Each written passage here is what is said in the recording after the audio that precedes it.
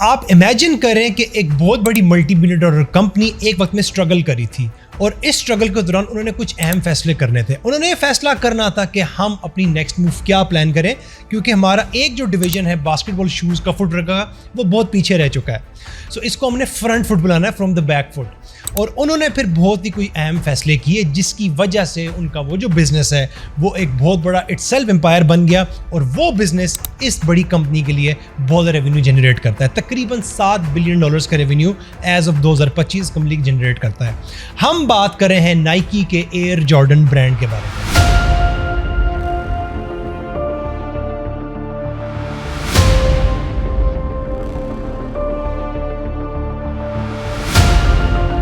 Nineteen 1984 में Nike जो है वो रनिंग शूज के से बहुत मशहूर था और उन्होंने अपना सारे होप्स एक रुकी के ऊपर पिन किए जो कि बिल्कुल उस टाइम प्रो टर्न हुआ था। वो रुकी था माइकल जॉर्डन, 21 साल उम्र का NBA का प्लेयर। और उस दौरान नाइकी ने इस पर गैम्बल किया और it was a shot in the dark. उन्होंने अपने सारे वसाइल, अपनी सारी मार्केटिंग माइकल जॉर्डन की बेसिस के ऊपर की और उन्होंने उसके इर्द गिर्द एक सब ब्रांड लॉन्च किया एयर जॉर्डन के नाम से।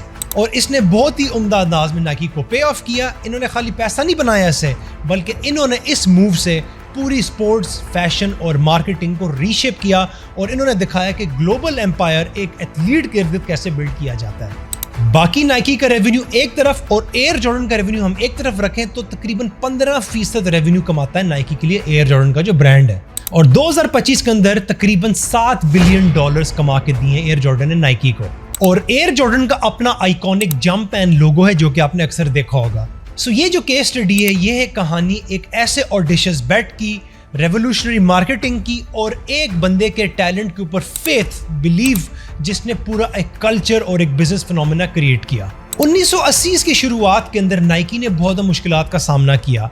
बहुत ज़्यादा कंपटीशन था, रनिंग शूज में अच्छा परफॉर्म कर रहे थे लेकिन कंपटीशन बहुत ज़्यादा था। बास्केटबॉल की दुनिया में नाइकी का ज़्यादा नाम नहीं था उस दौर में। वहाँ पर कॉन्वर्स और एडिडास जैसे ब्रांड्स जो थे, they already had the lead और तमाम एथलीट्स उस दौर में इन दोनों ब्रांड्स के ही शूज पहनते थे और इसको एंडोर्स करते थे।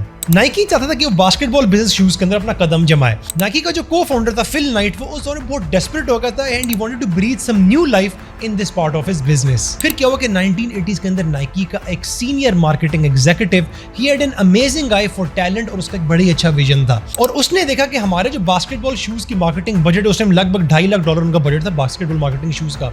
उसने कहा कि हम बजाय के छोटे मोटे प्लेयरों पर रैंडमली लगाए, हम एक ही दफा बैट करते हैं और एक ही बड़े प्लेयर के ऊपर बैट करते हैं, इनफैक्ट एक रूकी के ऊपर बैट करते हैं, जिसके अंदर उसको पोटेंशियल नजर आया कि ये फ्यूचर में एक बड़ा स्टार बन सकता है। और वो रूकी, जैसे मैंने आपको बताया, माइकल जॉर्डन था। Sellers has Jordan. Jordan with 2 seconds to go, puts it up and scores at the buzzer. Michael Jordan has won it for Chicago. As a disconsolate Lenny Wilkins leaves the floor, and for the second time today, the visiting team. ये जो vision था उस marketing executive का, ये बहुत आसान vision नहीं था। इसको पहले तो कंपनी को सेल करना था उसको, फिर उसके बाद माइकल जॉर्डन से बात करनी थी। जब उन्होंने माइकल जॉर्डन से बात की तो माइकल जॉर्डन इतना एक्साइटेड नहीं था। इनफैक्ट उसने नाइकी से मिलने से भी थोड़ा सा शुरू में इनकार कर दिया था। लेकिन जब उसको पता चला कि नाइकी मेरे इर्द गिर्द पूरा ब्रांड बना रहा है तो उसने कहा क्यों नहीं, हम आगे बात कर सकते हैं। सो नाइकी ने उस दौर में 1984 के अंदर, 80s के अंदर माइकल जॉर्डन या किसी भी एथलीट को एक one of a kind offer की थी। और इस ऑफर ने partnerships, collaborations between companies and athletes को हमेशा के लिए तब्दील कर दिया। उस दौर में उन्होंने माइकल जॉर्डन को $2.5 मिलियन पे किए। उसके अलावा उन्होंने कहा कि हम हर जो जूता बिकेगा उस पे आपको रॉयल्टीज देंगे और उसके अलावा हम आपको नाइकी के स्टॉक ऑप्शंस देंगे। सो ये एक ऐसी डील थी, एक एंडोर्समेंट थी जिसका कभी किसी ने पहले नहीं सुना हुआ था। एक ऐसी ट्रू पार्टनरशिप थी। सो नाइकी बिलीव्ड कि माइकल जॉर्डन जो है ये फ्यूचर में एक राइजिंग स्टार होगा and he was just willing to prove himself as well. और इस विजन के साथ माइकल जॉर्डन ने डॉटेड लाइन पर साइन किया and he became the part of Nike and Air Jordan. जब जॉर्डन को नाइकी ने साइन कर दिया तो उसके बाद नाइकी को जूता चाहिए था। फिर 1985 में उन्होंने मैसेज के लिए लॉन्च किया एयर जॉर्डन 1 शू। एयर जॉर्डन 1 अपने दौर का एक बहुत ही यूनिक जूता था और अपने दौर में बहुत लाउड डिजाइन और लाउड कलर्स थे इसके। उस दौर में बास्केटबॉल शूज ज्यादातर वाइट कलर में इस्तेमाल किए जाते थे। इसका जो डिजाइन था रेड एंड ब्लैक स्कीम का था, जो कि उस टाइम अनकन्वेंशनल और कुछ हद तक कंट्रोवर्शियल भी बना था for basketball sneakers that is. यहां पर यह हुआ कि NBA ने देख लिया कि यार ये किस किस्म का जूता है जो कि नाइकी ने निकाला है अपने प्लेयर्स के लिए, स्पेशली माइकल जॉर्डन के लिए। सो नाइकी ने ये देखा कि उनको एक मार्केटिंग अपॉर्चुनिटी मिल गई यहाँ पे। उस टाइम NBA का जो कोड ऑफ कॉन्डक्ट था वो ये कहता था कि वाइट शूज ही इस्तेमाल करेंगे सारे एथलीट्स। अगर उसके अलावा इस तरह के लाउड कलर शूज इस्तेमाल किए जैसे कि ब्लैक और रेड नाइकी एयर जॉर्डन 1 है, तो नाइकी को हर गेम का $5,000 फाइन पे करना पड़ेगा, यानी कि माइकल जॉर्डन को हर गेम का $5,000 फाइन पे करना पड़ेगा। सो क्या हुआ कि नाइकी ने एग्री किया? बिल्कुल भी नहीं। नाइकी ने फाइन पे किया और उन्होंने कहा कि हम इसको as a marketing tactic use करते हैं। So they went on and Michael Jordan wore the Air Jordan 1 in the games. अब यहाँ पर नाइकी ने इस पूरे बैंड आइडिया के इर्द गिर्द अपनी मार्केटिंग कैंपेन्स लॉन्च की। यहाँ तक कि उनकी जो कैंपेन्स थी दे टारगेटेड द यंगस्टर्स, और यहाँ तक कि यंगस्टर्स हु वर रिबेलियस वो इस कैंपेन और इस जूते के अपना को उन्होंने रेजोनेट करना शुरू कर दिया। सो एक तरह से उस दौर में youngsters they started backing Air Jordan 1 and they started buying Air Jordan 1s and they started becoming a fan of Nike from other brands such as Converse and Adidas. So Nike का ये pure marketing genius था जिसमें उन्होंने ये tactics use की। They were fine with paying the $5,000 fine per game, लेकिन उन्होंने कहा कि ये जो जूता है इट विल क्रिएट समथिंग। और माइकल जॉर्डन जिसमें उनको बहुत ज्यादा फेथ था, they saw potential in him, और उन्होंने कहा कि ये एथलीट भी बहुत आगे निकलेगा। और इसके जो फाइनेंशियल रिजल्ट्स थे वो भी क्वाइट एस्टोनिशिंग थे फॉर नाइकी देमसेल्व्स। उन्होंने कहा कि हम हो सकता है एयर जॉर्डन के साथ $3 मिलियन 3 साल के अंदर कमाएं, लेकिन पहले ही साल के अंदर because of such controversy, such smart marketing and such brand ambassadorship by Michael Jordan himself, Air Jordan ने पहले साल में लगभग $70 से $100 मिलियन का रेवेन्यू जनरेट किया। उनका 3 साल का टारगेट $3 मिलियन था, पहले साल के अंदर ही $70 से $100 मिलियन के बीच में रेवेन्यू जनरेट किया। एस्टीमेट्स वेरी करते हैं, लेकिन जो बॉल पार्क फिगर है पहले साल के रेवेन्यू का वो $70 से $100 मिलियन ही है। अब इस कामयाबी के साथ नाइकी ने मोमेंटम को बरकरार रखना था। They were not going to stop at 1 year only. वो कहते थे कि हमने हर साल इसी मोमेंटम को बरकरार रखना है और यही सेल्स टारगेट्स हमने अचीव करने, बल्कि इसे बढ़कर अचीव करने। सो जो एयर जॉर्डन्स थे they became a status symbol for the youngsters, for rebellious people, for sneaker heads as well. और नाइकी ने माइकल जॉर्डन के साथ मिलकर जो इसका एक इमोशनल कनेक्शन बिल्ड किया, जो कमर्शियलिज्म इसके अंदर आई, जो आइकॉनिक एड्स उस टाइम वो बनाते थे with famous people, celebrities and film makers as well, उसने इस पूरे ब्रांड को बहुत ज़्यादा बूस्ट किया और पुश किया। और इसके साथ साथ नाइकी ने जो है वो स्केर्सिटी का कार्ड भी बहुत अच्छे तरीके से प्ले किया और एक्सक्लूसिविटी का भी। उन्होंने एयर जॉर्डन के कुछ लिमिटेड एडिशंस रिलीज़ किए, स्पेशल कलर्स रिलीज़ किए और डिफरेंट डिज़ाइनर्स और आर्टिस्ट के साथ कोलैबोरेट किया, ताकि जो स्नीकर हेड्स हैं वो सबसे पहले स्टोर्स में रश करें, बाय करें। और आपने जो देखा हो कि एयर जॉर्डन जो है लोग यूज़ में बहुत महंगा बेचते हैं, तो स्नीकर हेड्स जो है एयर जॉर्डन को कलेक्ट भी करते हैं। जैसे जैसे माइकल जॉर्डन का करियर स्काई रॉकेट किया, उसके साथ साथ एयर जॉर्डन की सेल्स भी स्काई रॉकेट की। सो ये जो पार्टनरशिप है ये बिल्कुल हैंड टू हैंड गई और दोनों के लिए एक विन विन सिचुएशन थी। 1997 में नाइकी ने देखा कि हाँ एयर जॉर्डन बहुत अच्छा परफॉर्म कर रहा है, सो उन्होंने एयर जॉर्डन को एक अलग सब्सिडरी बना दिया नाइकी के अंदर। इससे क्या हुआ कि सारी डिसीजंस फोकस्ड हो गई टुवर्ड्स एयर जॉर्डन और उसकी एक्सपेंशन के ऊपर। एक डेडिकेटेड टीम थी जो एयर जॉर्डन को देखती थी, और उसके साथ साथ नाइकी ने lifestyle, active wear, different articles, different athletes, different collaborations और एक टीम जॉर्डन उन्होंने बनाई जो कि इसके फैंस थे और वो लोग जो इसको इंडोर्स करते थे। अब यहाँ पर माइकल जॉर्डन ने भी फाइनेंशियली बहुत ज़्यादा कमाया इस डील से। अब इस चीज़ को खाली सोचें कि माइकल जॉर्डन इतना एक हैवी वेट प्लेयर, इतना एस्टैब्लिश, इतना रेनाउंड प्लेयर इन बास्केटबॉल, एक लेजेंड, उसने अपने पूरे NBA के इलस्ट्रियस करियर के अंदर सिर्फ $93 से $95 मिलियन कमाए हैं।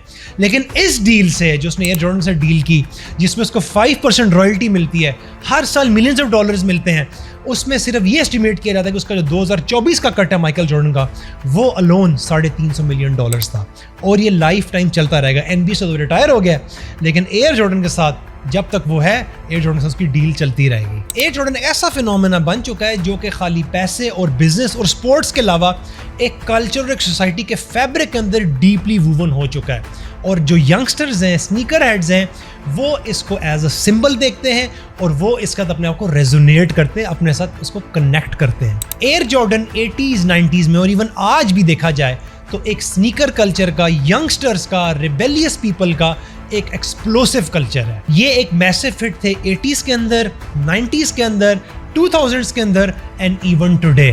And they are also part of pop culture. और एयर जॉर्डन का मैंने आपको बताया कि जो इन्फ्लुएंस है specially on marketing and athletes and partnership with brands and apparel wear, इसने हमेशा के लिए गेम चेंज कर दी. इन्हीं को देखा देखी अब जितनी बड़ी कंपनीज हैं वो इसी किस्म की डील्स करती हैं with different athletes, top athletes in different sports. और नाइकी ने लोगों को ये दिखाया और सिखाया कि एथलीट्स का प्रॉपर कोलैबोरेट करके उनको उनका फेयर चंक देके, फेयर शेयर देके आप कैसे एक नया एम्पायर बना सकते हैं. सो एक ब्रांड जो 80s में शुरू हुआ वो आज तक कैसे अपनी गेम के टॉप के ऊपर है. देखें, marketing is the backbone of Nike success.